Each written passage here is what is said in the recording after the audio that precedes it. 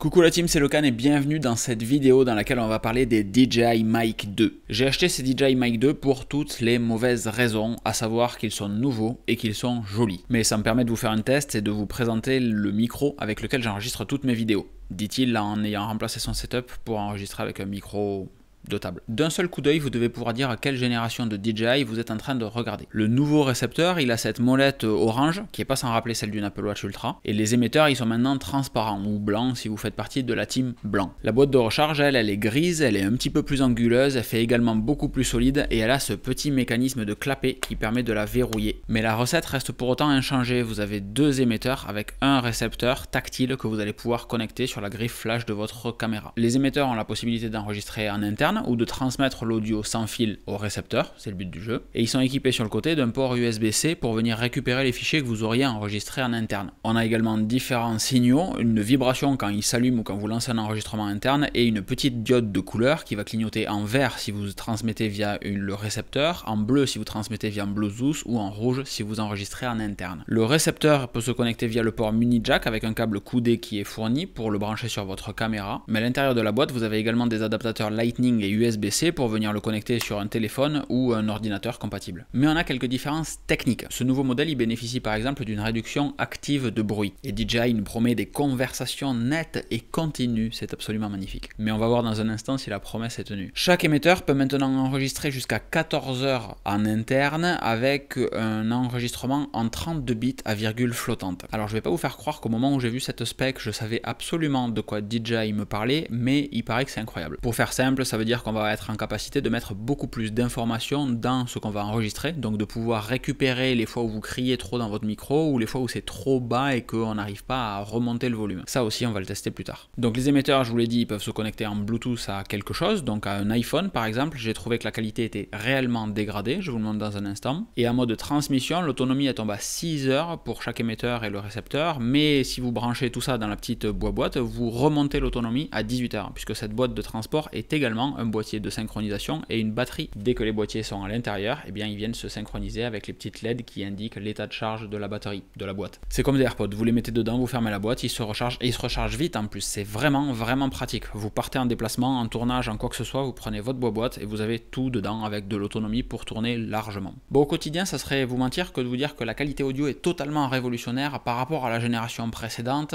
mais vous pourrez vous rendre compte de ça dans le chapitre suivant. En revanche, il y a quelques modifications qui valent le coup si on laisse de côté l'aspect esthétique nouveau de ces micros. Le premier, c'est la synchronisation de l'état d'alimentation avec l'appareil photo sur lequel vous allez le brancher. C'est-à-dire que si vous laissez le récepteur toujours sur le hot show, la griffe flash de votre appareil, comme il est relié en câble, quand vous allez allumer l'appareil, le récepteur va s'allumer. Quand vous allez éteindre l'appareil, le récepteur va s'éteindre.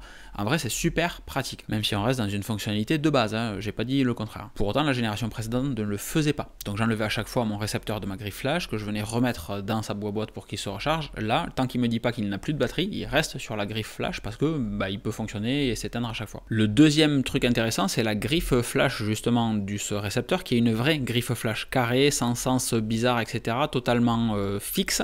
Et c'est la différence entre cette génération et la précédente, c'est que la précédente, je vous ai dit que je l'accrochais sur la griffe flash, je vous ai un peu menti, je le laissais pendre sur le côté tellement elle était chiante à venir brancher, alors que celui-ci, il va pouvoir être monté sur la griffe flash dans n'importe quel sens. Moi qui fais du vlog et qui me filme avec ma caméra, je viens le mettre normalement comme ceci et je vois ce que je fais. Et sur ce deuxième point, il y a un 2A et un 2B en réalité. Le 2A, c'est le fait qu'il y a un détrompage sur la couleur de là où il faut brancher, donc il y a un petit port orange. Et le deuxième, c'est que le câble fourni est coudé, donc vous allez pouvoir venir le brancher très facilement sur votre caméra et sur votre micro. Alors je dis micro, c'est un abus de langage, c'est sur le récepteur. Et le troisième point intéressant, c'est que le micro des émetteurs, il est caché derrière une petite grille qui va faire que tout simplement, il va pas être aussi sensible au vent quand vous êtes en situation extérieure, mais même quand vous allez le fixer sur votre encolure, le fait qu'il frotte ne va pas de suite toucher le micro, ça va toucher le bord, et donc vous pouvez sauver pas mal de pistes comme ça. Je le dis parce que ça m'arrive régulièrement. L'autre avantage, ça va être le processus de fixation de la bonnette qui jusqu'à maintenant était juste super chiant. Il fallait faire un quart de tour mais trouver l'axe où il fallait venir visser précédemment, alors que là on a juste à clipser la bonnette à l'intérieur. Donc ça c'est un test avec le micro interne du Sony A7 Mark IV. Vous voyez, il n'y a plus le micro devant et les DJI sont dans la boîte. Là, l'enregistrement, il est fait avec le micro que j'ai au niveau de mon encolure. C'est donc le DJI Mic 2 qui est relié sur son récepteur qui lui est câblé évidemment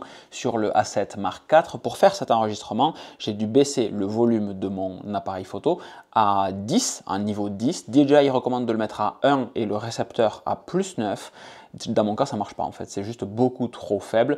Donc on est à +9 pour le récepteur, c'est la recommandation de DJI, et on est à 10 au lieu de 1 sur le A7 Mark IV, ça donne ce que vous entendez maintenant. Maintenant, je vais faire la même chose, mais en enregistrant en interne avec du 32 bits en virgule flottante. J'ignore pourquoi ça s'affiche en vert, mais j'ai bien le retour rouge sur l'écran ici. Petite synchronisation audio, et au moment où je fais cette vidéo, j'ai absolument aucune idée de la qualité audio que je vais avoir en interne.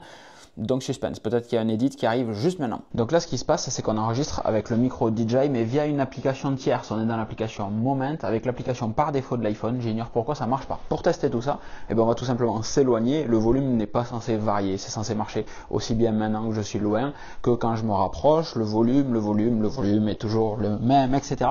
Mais on enregistre en Bluetooth via une application tierce. Dans le cas présent, encore une fois, Moment, mais ça marche avec du Blackmagic, avec ce que vous voulez. Et là, il n'y a pas besoin de faire un truc très compliqué pour se rendre compte que la qualité est dégueulasse. J'utilise ces micros depuis un petit peu plus d'un mois et j'en suis pleinement satisfait, mais j'étais aussi pleinement satisfait de la génération précédente. Ils sont commercialisés à 219 € si vous prenez juste un émetteur et un récepteur, sans la boîte et donc sans le deuxième émetteur. Si vous voulez le kit complet que je suis en train de vous présenter, il vous en coûtera 349 €. C'est pas donné. C'est pas donné, surtout quand la génération précédente vaut 249 €, 100 € de moins. Donc là, la question en fin de vidéo, c'est est-ce qu'il faut prendre les nouveaux modèles ou les anciens avec 100 € d'écart? Moi, vous avez la réponse, j'ai pris les nouveaux parce que comme je vous ai dit, les mauvaises raisons, je les trouve nettement plus jolies et plus pratiques à l'usage que la génération précédente. Pour autant, il y a 100 € d'écart et vous pouvez réellement vous poser la question, est-ce qu'il ne vaut pas mieux prendre l'ancienne génération et rajouter un micro filaire, un lavalier par exemple, plutôt que de mettre 349 € de suite là-dessus. Vous attendiez peut-être davantage de choses de cette vidéo, mais il y a plein de points qui ne changent pas. La portée, l'autonomie, etc. C'est pas des tests que je vais refaire. Vous avez dans la description mon test de la première génération.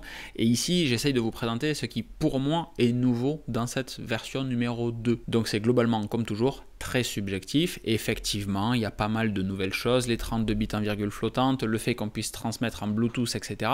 Mais vous avez vu dans le chapitre qualité audio ce que ça donne. Donc j'espère malgré tout que cette vidéo vous aura plu. Je vous donne rendez-vous dans la prochaine et je vous souhaite une excellente fin de journée. À très vite. Ciao ciao.